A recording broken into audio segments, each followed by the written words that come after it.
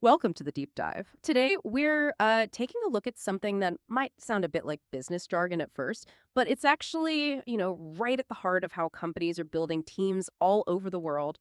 We're diving deep into the global employer of record market, or EOR for short. Now, if you're wondering what an EOR actually is, it's pretty straightforward, actually. It's basically a service that lets businesses hire people in other countries without needing to set up their own company, their own legal entity there. Think of it like your global HR and legal compliance partner all rolled into one. So, our mission today to unpack why this EOR thing isn't just like a handy service anymore. It's becoming what some are calling a strategic imperative for businesses everywhere. We'll look at its frankly surprising growth, where the really big changes are happening, and what all that means for how we think about global talent. And just so you know, all these insights are coming straight from a really detailed strategic report on the EOR market. Yeah, and it's more than just business logistics, isn't it?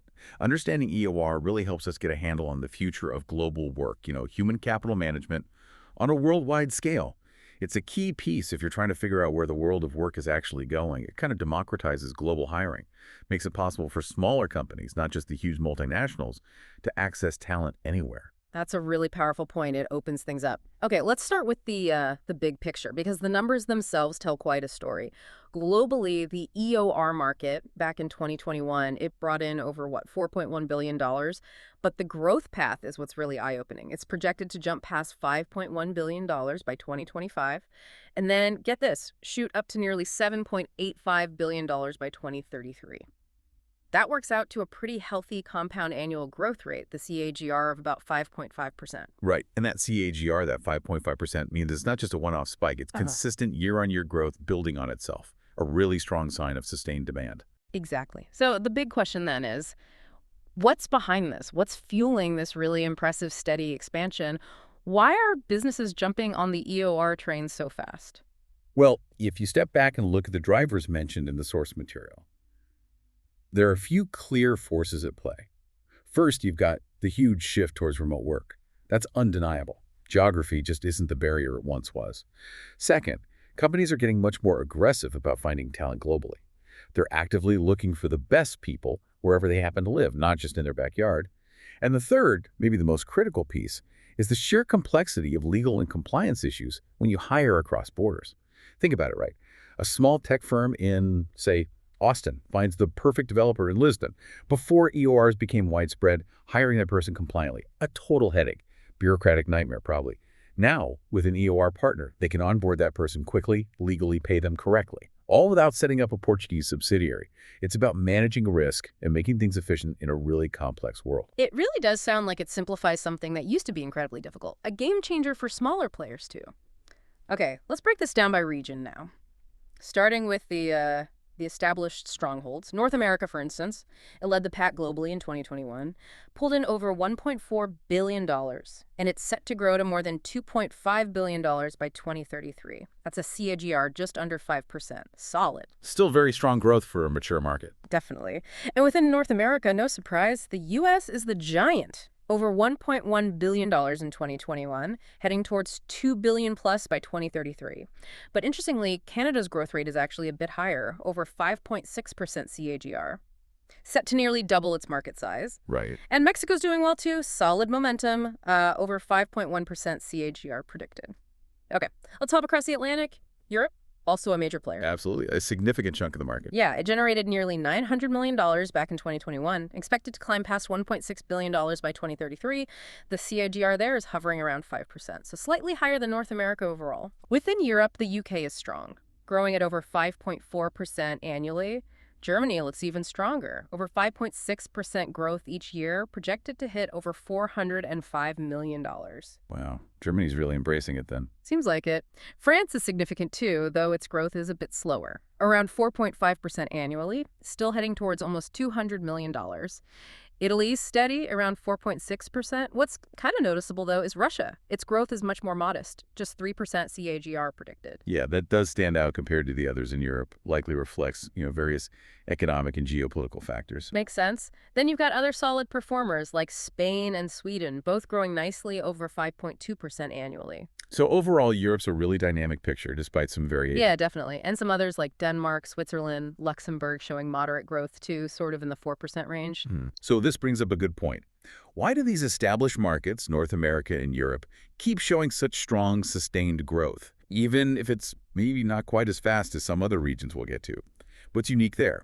Well, the source suggests it's often things like already having well-developed legal systems, a high level of existing international business, plus a general comfort level with using professional services for complex tasks like cross-border operations. They've been doing global business longer, and now EOR just helps them do it better, more efficiently, more compliantly. That makes a lot of sense. They're optimizing existing flows. Okay, now, let's shift gears, because here's where it gets really interesting, I think. Asia Pacific. The report flags this as a high-growth accelerator. And wow, the numbers back that up. Yeah, APAC is definitely where a lot of the buzz is. So APAC generated over $1.2 billion in 2021, but look at the projection, $2.5 billion by 2033. That comes with the highest regional CAGR of the lot, over 6.2%. That's significantly faster than North America or Europe. Exactly. China's leading the way in terms of market size, growing fast at over 6.4% annually. But the real headline, maybe, is India. It shows the highest overall C enjoyer across all regions globally, a stunning 7.051% per year. Over 7%. That's huge. It really is. It implies the market there is essentially doubling in size roughly every decade. Incredible momentum. Just phenomenal growth. And it's not just India. Southeast Asia as a bloc also seeing major growth, over 6.8% annually. Taiwan's expected to nearly double its market size. And Singapore is another standout, projected to hit over $106 million by 2033, growing at over 6.5% a year. So what's driving this explosion in APAC? It's not just about finding cheaper labor, although that can be a factor. It's much more nuanced. You've got this massive pool of skilled tech talent emerging. Think developers, data scientists, plus the rise of the global freelance and remote work culture hitting these regions hard. And importantly, you have local startups in places like India or Singapore that are born global. They want to scale internationally almost from day one. EOR basically gives them a fast pass. It removes those huge traditional barriers to hiring overseas.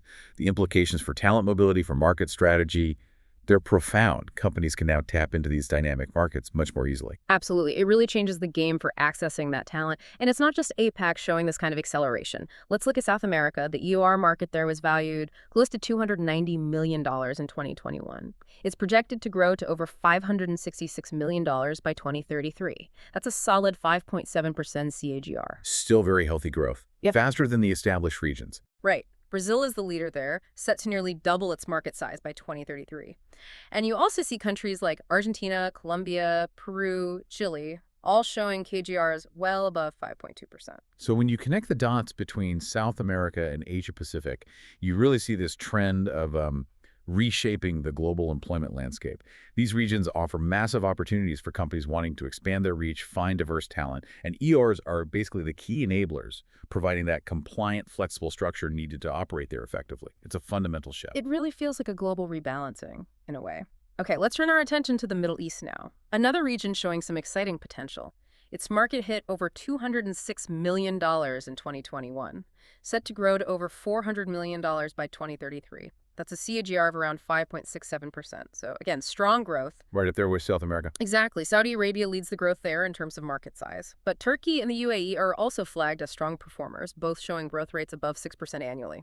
Yeah, the Middle East presents its own unique set of opportunities, but also complexities. You often have distinct economic diversification drives happening, like in Saudi Arabia or the UAE. Yeah. But also complex regulatory environments. Navigating those can be really tricky for outside companies. And that's where EOR services become incredibly valuable. They manage that local compliance risk, streamline market entry, making it feasible to hire in places that might otherwise seem too daunting or costly for direct investment right away. So EOR acts as a kind of bridge into these potentially complex but high-opportunity markets. Precisely. A risk mitigation tool and an accelerator. Got it. Okay, and finally, let's look at Africa, another region with significant, though perhaps more varied, potential. The EOR market there was over $107 million in 2021, forecasted to reach over $208 million by 2033. The CAGR is around 4.9%. Still growing, though maybe a touch slower than some of the other emerging regions. Right. Nigeria, for instance, is set to double its market from about $15 million to $30 million. And South Africa shows strong growth, too, expected to reach over $90 million by 2033, with a CAGR over 5.5%. So even in Africa, with its diverse economies and stages of development, the trend is clear. If we zoom out and connect this to the bigger picture, the growth we see across all these emerging markets, APAC, South America, the Middle East, Africa, even with varying speeds, it really signals this widespread, truly global shift. Companies everywhere are moving towards more flexible, more compliant ways to build their workforce internationally. It's not just a strategy for the biggest economies anymore. It's becoming standard practice, accessing diverse talent, entering new markets efficiently. That's the name of the game. So, wrapping up this deep dive, based on our source material, Well, it seems abundantly clear. Employer of record services, they've moved beyond being just a nice to have a convenience. They really are becoming a strategic imperative for businesses navigating today's world, driven by, digitalization, the maze of international laws, and this constant quest for talent anywhere on the globe. couldn't agree more. The need is driving the growth. So, thinking about all this, what does it actually mean for you listening? Whether you're running a business, or maybe you're a professional who wants to work remotely for a company anywhere, or maybe you're just trying to understand where the economy is heading. What's the takeaway? Well, I always think knowledge is most useful when you can connect it to the real world, right? Yeah. These numbers, these CAGRs we've been talking about, they aren't just abstract figures. They signal really profound shifts in how companies operate and how individuals like you or me engage with work globally.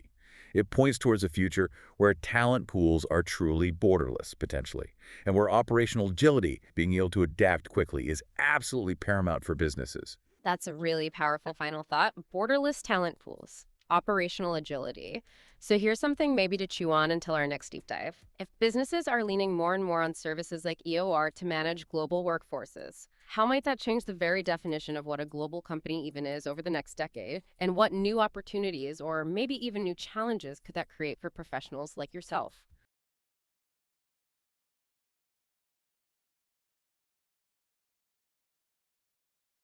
In a world that feels like it's shrinking every day, global business is moving at, warp speed. He really is. Companies aren't just thinking about international expansion anymore. They're actively doing it faster than ever. Uh-huh. And this whole concept of a truly borderless workforce, it's rapidly moving from just theory to, everyday reality. Definitely seeing that shift. So today we're taking a deep dive into one of the most crucial enablers of this massive shift, the employer of record. You'll often hear it called EOR. Right. And our mission for this deep dive is to really unpack the dynamics shaping this incredibly rapidly growing market. Okay. We're drawing insights from some extensive research by Cognitive Market Research. We'll explore not just what EORs are, but what's really driving their exponential growth, the sometimes surprising challenges they face, and how they're fundamentally transforming, the very nature of global employment. And for you, the listener, this deep dive is incredibly relevant. Whether you're actively navigating global teams yourself, maybe you're just curious about the future of international business models, or you simply want to understand a critical, fast-evolving sector. Which this definitely is. Exactly, a sector that's reshaping how we think about work and hiring. You're absolutely in the right place to get well-informed, and pretty quickly, too. Mm-hmm. Okay, let's unpack this then. For those maybe new to the concept, or even those familiar who just want a crisp definition, what exactly is an employer of record? Yeah, good question. It's rapidly becoming a cornerstone of international business strategy, and for good reason. At its core, an EOR enables companies to expand globally without needing to set up a legal entity, like a subsidiary, in every single country they want to hire in. Right, which sounds like a huge administrative hurdle avoided. It is. Think of it as a strategic partner that becomes the legal employer for your international staff. They take on all the complex employment responsibilities in those new markets. Okay, so what does that actually look like? What responsibilities are we talking about? Well, its core function is handling basically everything from payroll, benefits administration, local tax compliance, even HR support in some cases. Wow, okay. This offers a path to much faster market entry while significantly reducing the operational burdens and, crucially, the legal risks for expanding companies. That kind of speed and flexibility, without the usual bureaucratic hurdles, is absolutely critical for today's dynamic global business landscape. That flexibility sounds incredibly appealing, almost like a silver bullet for global expansion. It can feel that way sometimes, yeah. But of course, there's always a why now. So what are the key forces propelling this market forward, making EORs such a vital tool right now? Well, leading the charge is undoubtedly the accelerated globalization of the workforce itself. Businesses are moving into international markets at an unprecedented pace. Faster than ever before, you mentioned. Yeah, exactly. And what's truly insightful here, I think, is that EOR solutions aren't just facilitating this shift, they're actively resculpting traditional talent markets. They reveal entirely new arbitrage opportunities for companies nimble enough to seize them by hiring top talent, well, basically anywhere. Interesting. So it's not just about ease, it's about accessing talent differently. Precisely. And another significant factor we uncovered is the undeniable growth of remote and distributed teams. Ah, yes, the post-pandemic effect. Definitely. Ever since the pandemic, companies are just no longer limited by geography when it comes to hiring top talent. EOR providers are essential here. They help organizations onboard, pay, and manage those remote employees in various countries. All compliantly. Yes, all while ensuring full compliance with local tax laws and employment benefits. This is what drives seamless operations across different time zones and geographies. And it provides access to a much broader global talent pool than, frankly, ever thought possible before. Okay, globalization, remote work. Ah. What else? And perhaps the most crucial accelerant is the heightened focus on legal compliance and risk management. Oh, he's a big one. Absolutely. Global employment involves navigating incredibly complex labor laws, tax structures, employee classifications, and these things change constantly. It's a moving target. Hmm. EORs offer that built-in expertise and frameworks to ensure that contracts, payrolls, employee benefits, everything are fully compliant with each country's unique laws. So they take on that compliance burden. They do. This doesn't just mitigate legal risks, it actually offers immense peace of mind. It transforms compliance from a burden into potentially a competitive advantage, especially for, say, startups and smaller enterprises that might have limited internal legal support. Right, I can see how that would be huge for them. Mm. Okay, it's clear why the market is expanding so rapidly. The benefits are pretty compelling. Mm-hmm. But of course, no solution comes without its trade-offs. What are some of the significant hurdles or challenges EORs and the companies using them encounter? Yeah, that's important to cover. One of the major barriers is indeed the elevated service costs and the potential for, well, dependency. Ah, the cost factor. Right. While EORs undeniably ease operational stress, their services do come at a premium. This is especially true for rapidly scaling companies with diverse regional footprints. And, a long-term reliance on external providers can also potentially limit internal HR autonomy. How so? Well, it might reduce transparency in compliance practices or even restrict a company's agility in workforce planning if they don't maintain really strategic oversight. That makes a lot of sense. For a company heavily invested in building its own culture, how much does that potential for reduced HR autonomy impact things? That's a great point. And is there a point where relying on an EOR might actually prevent a company from building its own internal global HR muscle? Absolutely. Those are critical questions for any company considering this long term. It's a strategic decision. Hmm. And tied into that, another concern revolves around restricted customization and benefit parity. Mhm. Many EOR firms offer standardized benefit packages, which is efficient, but the issue arises when these don't align with an employer's existing internal compensation philosophy or the benefits offered to their domestic employees. Ah, so you get discrepancies. Exactly. This discrepancy can create inequalities between the EOR managed staff and the in-house employees, which down the line can affect morale, retention, and even the employer's brand perception in those foreign markets. Yeah, that could be tricky. You want everyone feeling like part of the same team. Precisely. Yeah. It essentially asks, are you building a truly unified global team if their core benefits aren't aligned? Good question. What else? And a critical issue that looms large, particularly for global operations, is data security and confidentiality. Always a concern with third parties handling sensitive info. Hugely so. Handling sensitive employee data across international borders raises serious data protection and compliance concerns, especially with the regulations like GDPR or CCPA. Right. Big fines, big problems if that goes wrong. Exactly. Without robust cybersecurity infrastructure and rigorous legal safeguards, organizations risk severe data breaches. And those could carry immense financial penalties and, frankly, irreparable reputational damage. You use an analogy in the original notes. Something about a photo album. Ah, yeah. It's almost like you're handing over your family photo album to a professional organizer. You need to be really sure they have the right locks on the cabinet. That data security point really sticks out then.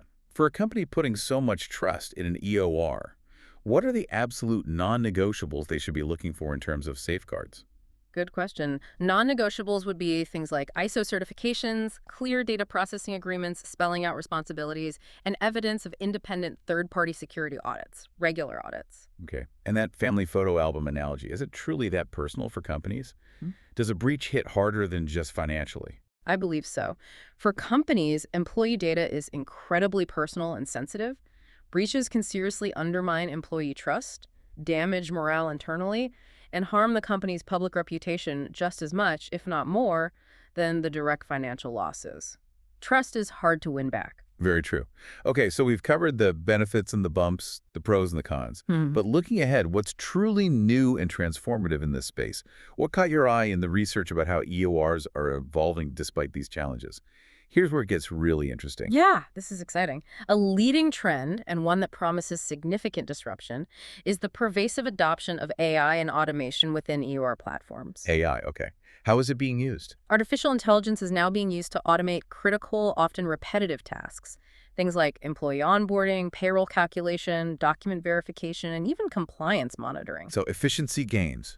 Big efficiency gains, yes. But these tools aren't just boosting operational efficiency, they're enhancing accuracy, drastically reducing human error.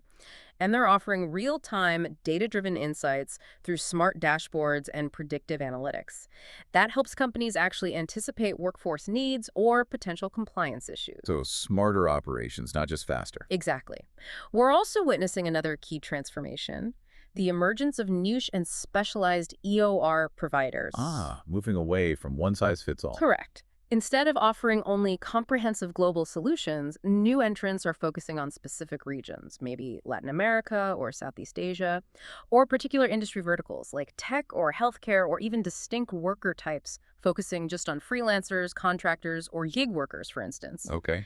These specialized services deliver much deeper local expertise and truly customized compliance management. That's ideal for companies expanding into perhaps high-risk or developing markets where that local nuance is critical. That makes sense. Specialized expertise for specialized needs. But does this shift to niche providers complicate things for a company operating across, say, 20 different countries? Does it force them to juggle multiple EOR partners instead of having a single global solution?